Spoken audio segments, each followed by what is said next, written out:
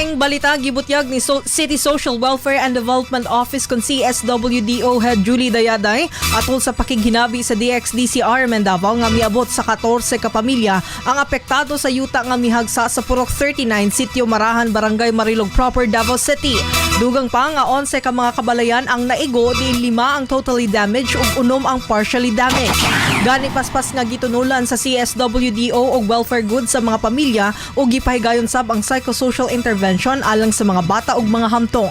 Gikatakda sab ang emergency assistance nga 20,000 pesos alang sa totally damaged ug 15,000 pesos alang sa partially damaged na kabalayan.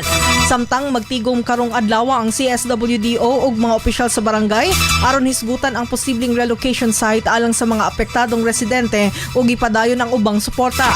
Padayon sab ang DPWH Davao City 2nd District Engineering Office sa pagmonitor sa road slip sa Davao Bukidnon Road. Sa karon, sirado gihapon sa tanang matang sasakyanan ang apektadong bahin sa dalan o giawhag ang mga motorista nga mogamit sa mga alternatibong ruta. Sa Datuladayon na Katipunan, Arakan Road alang sa light vehicles lamang, samtang sa Maramag, Damulog, Carmen, Kidapawan, Digos alang sa tanang matang sasakyanan. RMN